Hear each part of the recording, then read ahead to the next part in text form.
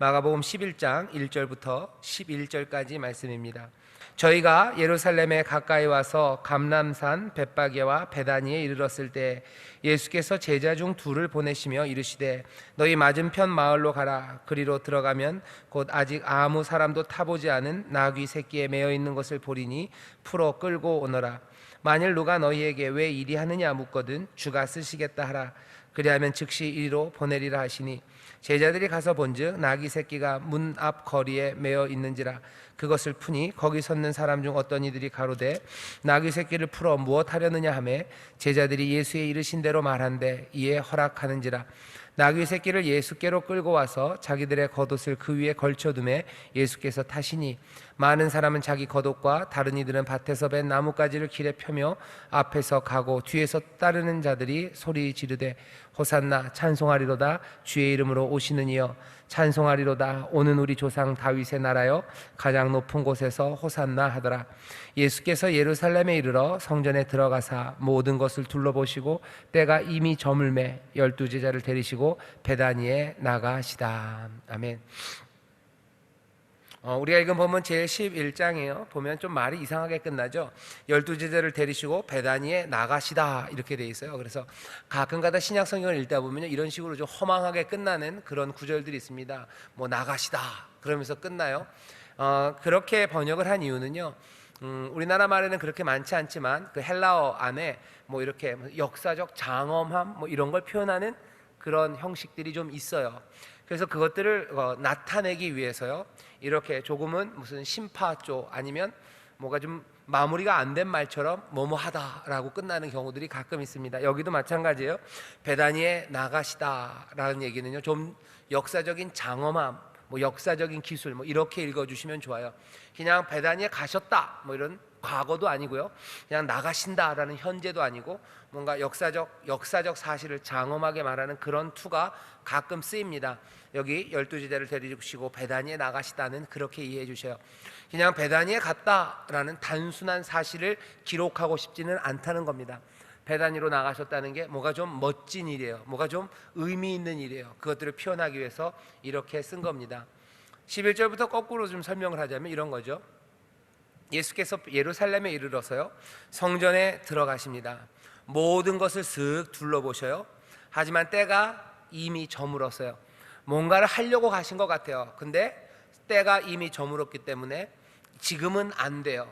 뭔가 여운을 남기시고 한번 쓱 둘러보시고 이제 뭔가 하러 다시 올 것처럼 베다니로 물러가셨다라는 의미를 여기 이렇게 12제자를 데리시고 베다니에 나가시다 이렇게 표현한 겁니다.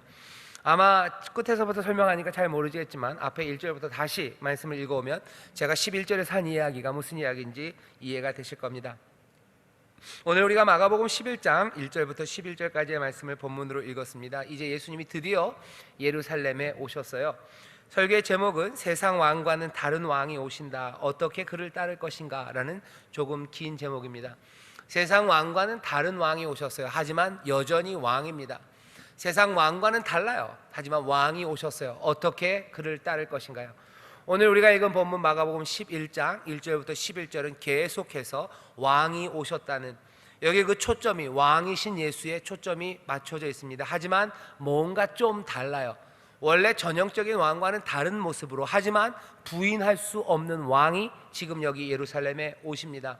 그러니 이 전형적인 왕이 아닌 이를 맞았던 이 방식들을 우리에게 설명하면서 너희는 이 예수, 이 왕을 어떻게 맞이할 건지 우리에게 사실은 묻고 있는 본문이 오늘의 본문입니다. 마가복음은 11장서부터 예수님의 순환이 시작됩니다.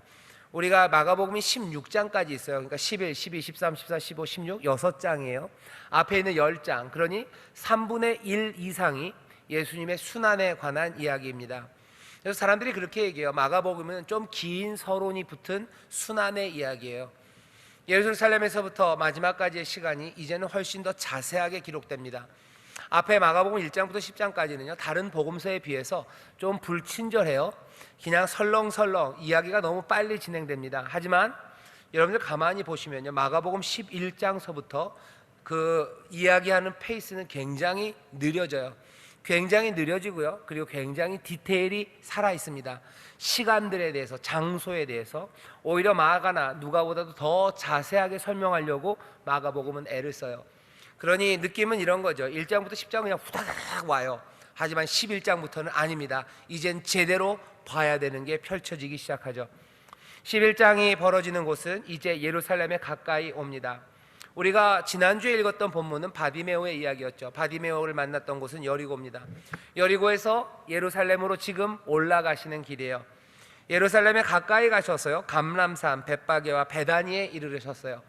그러니까 예루살렘이 높습니다. 여리고는 굉장히 낮습니다. 제가 뭐 세계 지리를 다 알지는 못하고요. 그리고 아마 세계적으로 여러 가지 지리적인 환경, 인문 지리가 바뀌어서 그것들을 다 따라가지는 못하지만 뭐 사람들 말로는 여리고라는 도시가, 예수님이 바디메오를 만났던 이 여리고라는 도시가요, 이 지구상에서 가장 해발 고도가 낮은 곳에 있는 도시랍니다. 해발 고도가 얼마나 낮으냐면요, 바다 수면보다요 250m 아래쪽에 있는 도시가 여리고예요. 에이? 무슨 도시가? 예, 그 도시가 그렇답니다. 저쪽 지중해에 바다가 있었는데요, 거기서 점점 골짜기로 내려오는 거죠. 우리가 아는 사해바다가 뭐 염분이 많대요. 거기 가면 사람들이 그냥 눕기만 해도 둥둥 뜬다고 뭐 사진들 많이 보셨죠. 사해바다가 그런 이유가 굉장히 뭐 해발 고도가 낮아서 모든 것들이 다 그리로 쓸려 내려오고 나가지를 못해요. 그러니까 흙 속에 섞여 있는 모든 염분들이요, 거기 그냥 다 모였기 때문에 사해바다의 염분이 굉장히 높다고. 그러니까 사해바다 근처가 해발 고도가 굉장히 낮습니다. 여리고는 해발 고도가 그러니까 해발 고도가 마이너스 250m, 굉장히 낮은 도시예요. 이렇게 낮은 곳이 없죠. 인천은 얼마나 될 것 같으셔요? 인천의 해발 고도는 잘 모르겠습니다. 제가 잘 모르는데 하나 확실하게 아는 건 인하대에 가면요, 그 우리나라 측량의 시작점이 거기에 있어요. 그 높이가 아마 10몇 미터 되는 걸로 제가 기억을 하는데요.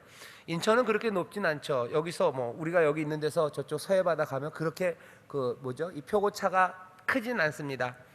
여리고는 250m 아래에 있어요. 그러면 그 여리고에서 예루살렘으로 가는데, 예루살렘은 얼마나 높이에 있을까요? 갑자기 제가 무슨 지리 선생님 같은데, 예루살렘은 해발고도 900m입니다.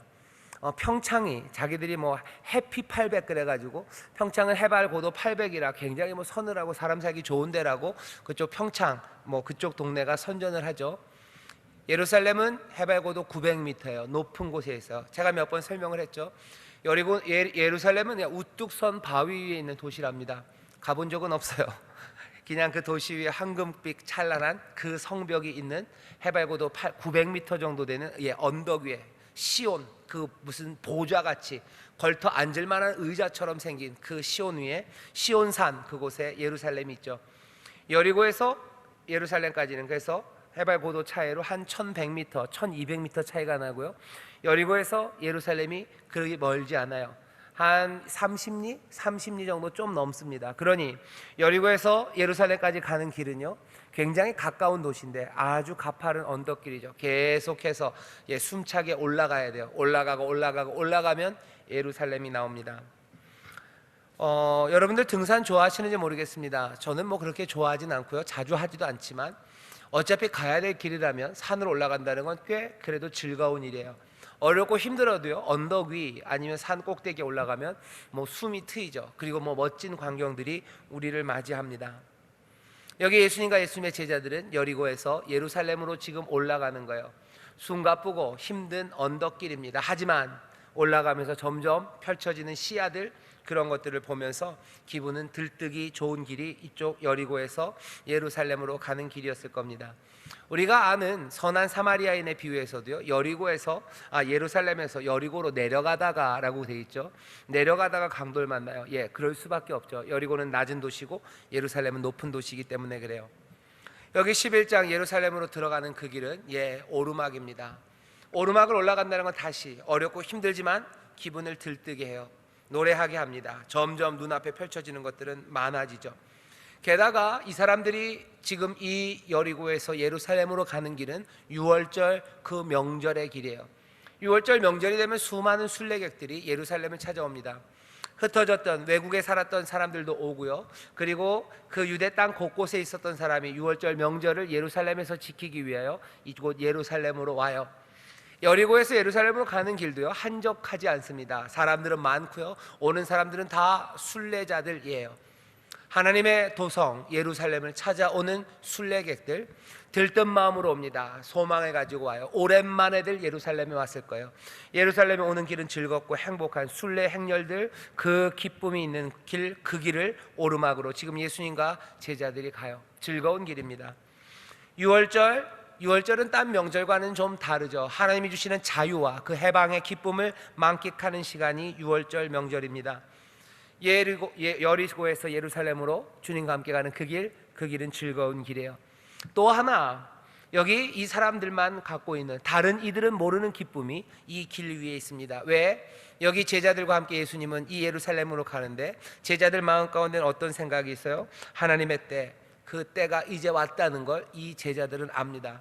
사람들은 몰라도 우리는 알아요. 사람들은 어쩌면 어렴풋이 알지만 우리는 분명하게 예수가 그리스도임을 고백했고요, 예수님이 그리스도라는 사실에 대해서 부인하지 않았어요.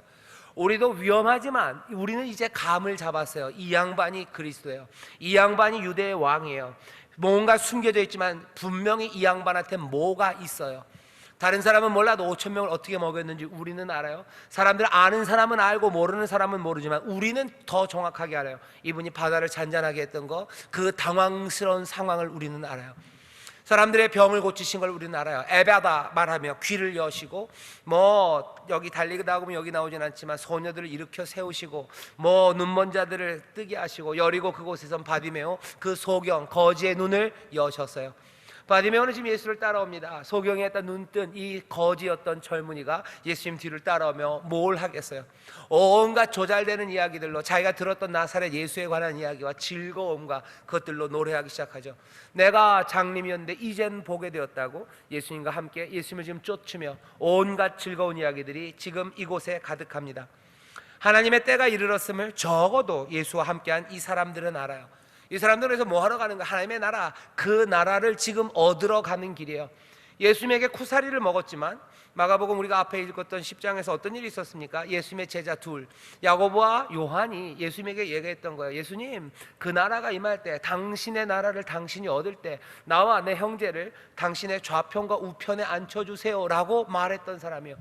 수수께끼처럼 내 좌우에 너희가 내가 마시는 잔을 마시고 내가 받는 세례를 너희가 받으면 내 좌우 그거야 하나님이 알아서 하시겠지라고 얘기하지만 이 양반들은, 이 제자들은 그 말이 뭔 말인지 제대로 알아듣지 못합니다. 뭔가 야단 맞은 것 같지만 아직도 흥분되고 있어요. 왜? 예수님께서 전면적으로 부인하지 않으십니다. 뭔가 좌우편에 앉는 거는 하나님 아버지가 알아서 하신대요. 좌도 좋고 우도 좋아요. 뭔가 위험한 배팅, 예수님 나사렛 우리 동네에 있었던 바로 이 선생님이 그렇게 얘기하셨던 다윗의 자손이고 그렇게 얘기하셨던 그 메시아임을 우리는 이제 알아요. 그러니 이제 이분과 함께 예루살렘 그곳으로 올라갑니다. 그 나라로 가는 길이에요. 오늘 여기 마가복음 11장에서 나오는 모든 이야기들은요, 이 기대를 꺾지 않습니다. 이 기대를 그대로 받고 있어요. 디테일을 하나씩 살려가는데 디테일에 그렇게 많이 집중하진 않습니다. 하지만 마가는 이 제자들의 기대와 여기서 벌어진 일들이 갖고 있는 의미가 무엇인지 우리에게 그대로 내어 보여주는데 거리낌이 없습니다. 여기 보면 이렇게 돼 있죠. 마을로 갑니다. 결국은 나귀를 타기 시작해요. 나귀 새끼를 타요. 마태복음에 보면 나오죠. 우리 왕은 다른 왕들과 달라서 어린 나귀 새끼 겸손하여 나귀를 타고 온다고 했던 바로 그거예요. 여기 있는 마가는 그것까지 설명은 안 합니다. 하지만 여기 나귀 새끼를 타고 예수님이 그 성으로 예루살렘으로 들어간다고 지금 얘기하셔요. 많은 사람들은 자기 겉옷과 다른 이들의 밭에서 벤 나무를 길에다 펴니다. 겉옷을 길에다 펴요. 그 얘기는 겉옷을 버리겠다는 얘기죠. 겉옷을 길에다 펴니다. 길이 매끈매끈한 대리석 길이 아니에요. 울퉁불퉁한 길이죠. 길에 위에 자기 겉옷을 깔고 그 위에 나귀가 걷고 사람이 걸으면 겉옷은 어떻게 되겠습니까? 빵꾸 나는 거예요. 찢어지는 거죠. 옷 버려도 좋습니다. 사람들은 누군가를 위해서 겉옷을 길에 깔지 않아요. 길에 깐다면 그건 누구를 위해서요? 왕을 위해서, 왕에게나 까는 일입니다. 사람들이 겉옷을 길 위에 깐대요. 마가는 그 기록을 그대로 합니다. 사람들이 겉옷을 그 길 위에 깔아요. 왕들에게 하는 그 일을 합니다. 사람들은 나뭇가지를 가져다가요 그 길 위에다 깔아요. 여기도 마찬가지입니다. 나뭇가지를 길 위에다 깔았던 거 한 얼마 전에 있었던 일입니다. 예수님이 당시보다 한 200년 전쯤에 마카비라는 사람이 있었어요. 마카비가 유대인들을 굉장히 괴롭히고 그리고 모욕했던 시리아의 왕 안티오쿠스 에피파네스라는 사람이 있어요. 안티오쿠스 에피파네스라는 시리아의 왕과 싸웁니다. 유대인들이 싸워요. 왜? 유대인들을 모욕했던 시리아의 왕이에요. 유대인들의 안식을 지키는 사람들 다 잡아 죽이고요. 유대인의 제단에 그냥 돼지로 제사 지내고 온갖 못된 짓으로 유대인들을 말살하려고 했던 시리아의 왕 안티오쿠스 에피파네스, 이 왕과 전쟁을 하는 마카비라는 형제들, 마카비 가문이 있어요. 유다 마카비가 그 왕조, 그 시리아의 왕을 물리칩니다. 그리고는 승전해서 들어와요. 그게 200년 전입니다. 그때 유대 사람들이 예루살렘에서 어떤 일을 했어요? 야자나무 가지를 꺾어다가 그 길에 깔고 환영하면서 이 유다 마카비를 환영했었어요. 마카비 왕조가 한 100년간 지속이 됐었습니다. 하지만 예수님이 나기 100년 전에 로마에 의해서 완전히 박살이 나죠. 예루살렘 사람들은 기억하고 있어요. 유다 마카비, 자기들에게 해방을 가져다 줬던 그 왕이 있었을 때 이들은 야자나무를 깔고 이 사람들은 담장이 넝쿨을 흔들면서 환영했었어요. 지금 그 일들을 합니다. 똑같이 야자나무였는지 망하는 그것까지, 그 디테일까지 따져 들고 싶지는 않아요. 그냥 단지 나뭇가지들입니다. 나무가지를 가져다가 이 사람들 길 위에 깔고 소리 지르기 시작하죠. 요점은 뭡니까? 디테일이 다 살아있지는 않더라도 요점은 분명합니다. 여기 왕이신 예수님이 오고 있어요. 즐겁고 행복하게 올라가는 길입니다. 거기에서 마가가 아니다라고 부인하지 않습니다. 뭔가 이상해요. 디테일은 조금 뒤틀려 있습니다. 하지만 여기 왕이 오심을 마가는 부정하지 않아요. 왕이 지금 그 예루살렘으로 갑니다. 왕이 올라가셔요. 뭘로 또 확인됩니까? 여기서 불려지는 찬송이에요. 9절 보면 앞에서 가고 뒤에서 따르는 자들이 소리 지르되 호산나 찬송하리로다.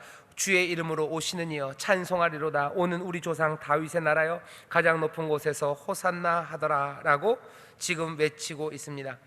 호산나는 하나님께서 자기 백성을 곧 구원하신다라는 기도예요. 그리고 기쁨으로 부르는 찬송입니다. 시편 118편에 보면 이 찬송 호산나가 있어요. 호산나 여호와의 이름으로 오시는 이여 복이 거기에 있을 거라고. 말이 깁니다. 하지만 의미는 간단해. 호산나 오시는 이여 복 받으소서. 호산나 말은 길지만 어서 오소서예요. 어서 오십시오예요. 호산나 어서 오십시오. 하나님의 구원이여 어서 오십시오. 구원자여 어서 오십시오. 어서 오세요. 어서 오세요. 환영의 노래를 부릅니다. 그리고 그 뒤에 붙여지는 이야기는 훨씬 더 위험해요. 뭐라고 얘기합니까? 찬송하리로다. 오는 우리 조상 다윗의 나라요. 우리 조상 다윗의 왕국이 오기를, 우리의 조상 다윗의 왕국에 오신 것 환영한다고 얘기해요.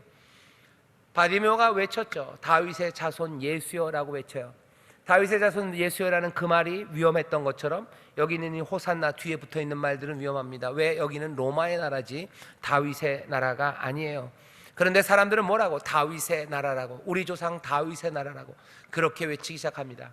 다윗의 왕조, 다윗의 위, 그 예언했던 그리스도, 그 놀라우신 약속이 이제 이루어진다고 호산나, 이 사람들은 찬송하며 그 왕을 지금 맞이하고 있는 거죠. 위험한 기도입니다. 아주 위험한 이야기예요.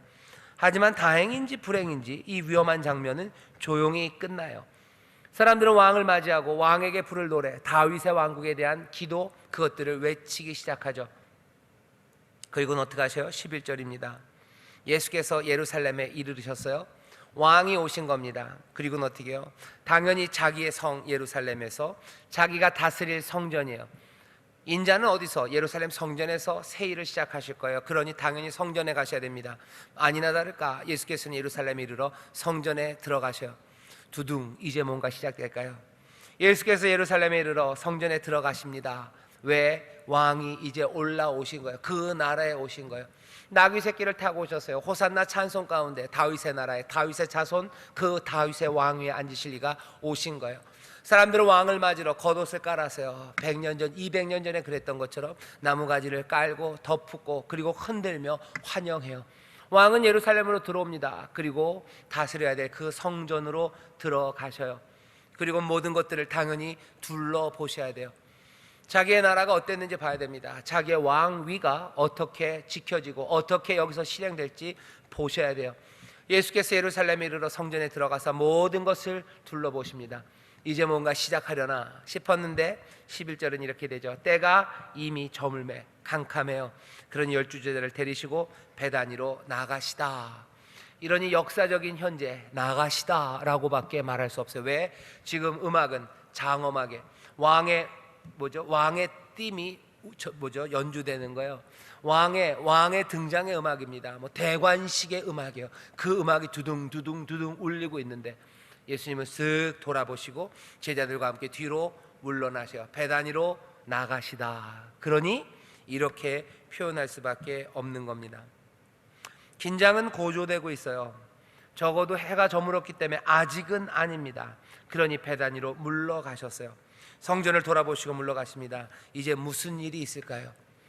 마가는 우리를 그리로 지금 몰고 가요. 자, 왕이 예루살렘에 오셨고 성전에 있는 모든 것들을 둘러보셨고, 하지만 때가 어둡고 저물었기에 제자들과 함께 베다니로 물러가셨어요. 이제 다시 해가 떠서 예루살렘 그 성전으로 오실 때는 다윗의 왕위에 앉으신 그 왕이 해야 될 그 일들을 하실 겁니다 라고 우리는 기대할 수 있어요. 무슨 일을 하실까? 아마 미리 말씀드리면요, 사람들을 당혹해 하는 일일 겁니다. 제자들이 예수님이 왕이라고 믿는 것에 잘못이 없어요.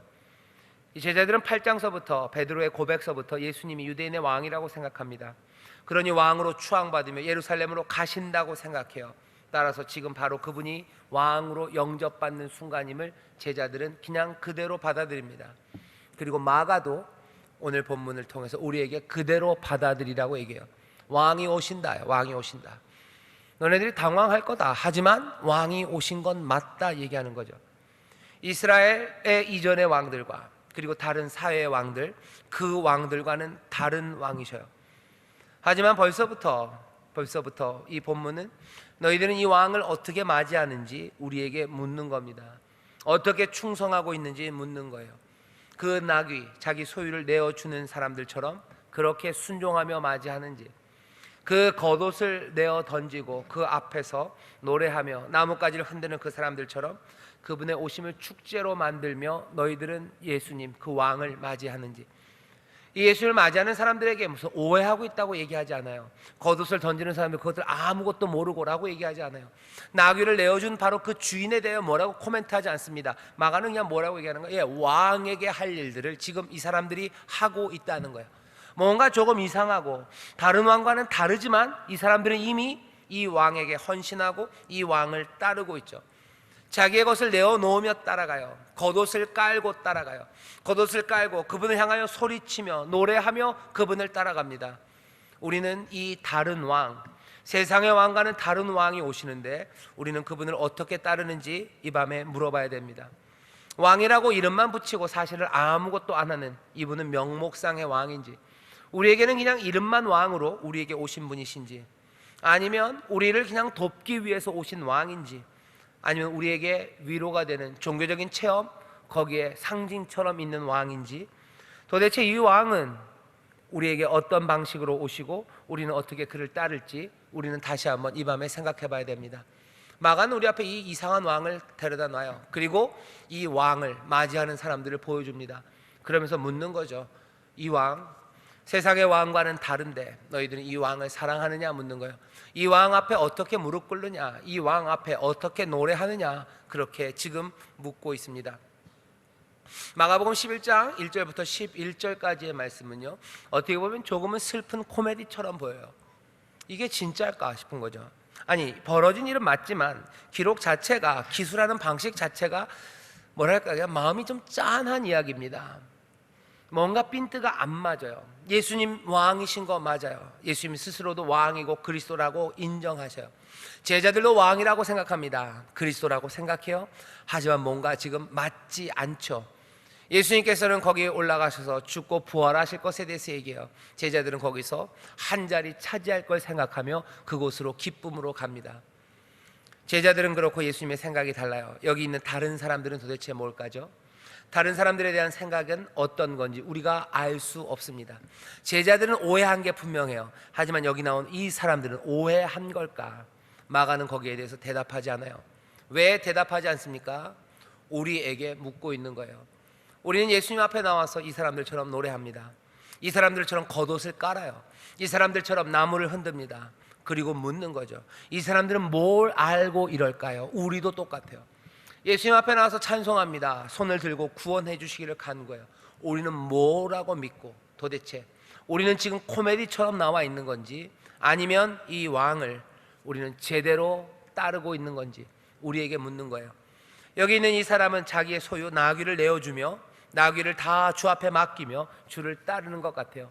이 사람은 도대체 뭘 알고 그러는 건가? 아니면 제자들처럼 전혀 오해하고 지금 헛발질을 하고 있는 건가? 우리는 모릅니다. 그리고 마가는 거기에 대해서 설명하지 않아요. 묻게 만드는 거죠. 이 사람은 뭘까? 아니, 그 질문은 이제 우리에게요. 우리도 예수님 앞에 순종하며 나옵니다. 우리의 소유를 맡기며 나와요. 헌금하시죠. 여러분들 하나님 앞에 내어놓으시죠. 내 물질 내어놓으시죠. 그러면서 나와서 순종하고 따릅니다. 혹시 내가 내 나귀를 내어놓는 것처럼 내 소유를 주 앞에 드리지만 나는 그리스도에 대해서 오해하며 이 다른 종류의 왕, 이 왕을 우리는 어떤 생각으로 따르는지 물어봐야 돼요. 주를 향한 찬송이, 내 소유의 헌신이 도대체 어떤 의미로 그 왕에게 드려지고 있는 건지, 명목상으로 드리는 건지 아니면 종교적인 위로를 위한 건지, 우리는 도대체 이 왕을 어떻게 따르는지, 그리고 앞으로는 이 왕을 어떻게 따를 건지 또 묻고 우리의 충성을 다시 한번 확인해야 됩니다. 이 왕은 우리를 어디로 이끌어 가실까요? 이 왕은 우리에게 무슨 약속을 주실까 합니다. 오늘 이 밤에 우리가 이 왕 앞에 섭니다. 조금은 당혹스러울 거예요. 답을 다 안 주죠. 제가 답을 다 안 드리는 이유는요, 제가 답을 몰라서이기도 하고, 그래야 여러분들이 마가복음을 끝까지 쭉 읽어 가실 것 같아요. 그리고 마가복음은 그렇게 읽는 게 맞습니다. 그렇게 우리를 고민하게 만들어요. 당황하게 만들어요. 대답하지 않습니다. 어쩌면 끝까지 대답을 유보하며 우리를 끌고 가요. 이 밤도 그래서 마가복음을 읽기 좋은 밤이에요. 오늘은 조금 고민하는 밤입니다. 어떻게 나는 예수님 앞에 드리는 내 헌신이, 내 찬송이, 나는 이 사람들, 이 제자들처럼 이 왕이 누구신지 제대로 모르고 그렇게 기쁨 가운데 헤매고 있는 건 아니지, 정말로 나는 이 예수님을 제대로 따르고 있는 건지, 나는 이분을 사랑하고 있는지, 이분이 나를 인도하시는 그 길을 내가 가고 있는지 이 밤에 물어봐야 됩니다. 세상의 왕과는 다른 왕이 오셔요. 어떻게 그를 따를 것인지 이 밤에 고민합시다. 그냥 단순한 찬송, 단순한 헌신, 그거 가지고는 안 되는 것 같아요. 이분을 더 뚫어지게 봐야 됩니다. 이분이 나를 인도하는 삶, 그 삶을 더 마음을 열고 더 가까이 가서 보셔야 돼요. 성령의 도우심을 구하십시오. 그리고 내 신앙이 흔들려서 떨어져가는 삶이 신앙이 아니라 그 당황하는 가운데도 주를 끌어안는 그런 신앙이 되기를, 그래서 이 밤에 더 주님을 사모하는 밤이 되기를, 그 신비한 사랑 안에서 오히려 길을 잃는 믿음들이 되기를, 그래서 더 주를 신뢰하는 그런 밤이 되기를 바랍니다. 세상과는 다른 왕이 우리 가운데 오셔서요, 우리는 그를 어떻게 따를 건지 우리의 충성을 다시 한번 돌아보시고, 우리의 헌신과 우리의 찬송을 다시 한번 돌아보시고, 그것이 그 왕이 기대하셨던 바로 그것인지 묻고 또 묻는 이 밤, 다시 한번 주께서는 우리를 은혜로 끌어안으시고 더 깊은 사랑과 진리 가운데로 인도하여 주실 줄 믿습니다. 기도하겠습니다. 하나님, 기쁨으로 주를 따르는 이들, 하지만 그들이 뭔가 오해해서 따를 때가 얼마나 많은지 모릅니다. 우리의 찬송과 우리의 순종이 정말로 주께 합당한 것이 되어지기를, 주가 우리를 인도하시는 그 길을 따르며 주 앞에 온전히 드려지는 것이 되기를 바랍니다. 하나님, 우리의 찬송과 감사를 돌아보게 하시고 우리의 헌신을 다시 한번 돌아보게 하여 주옵소서.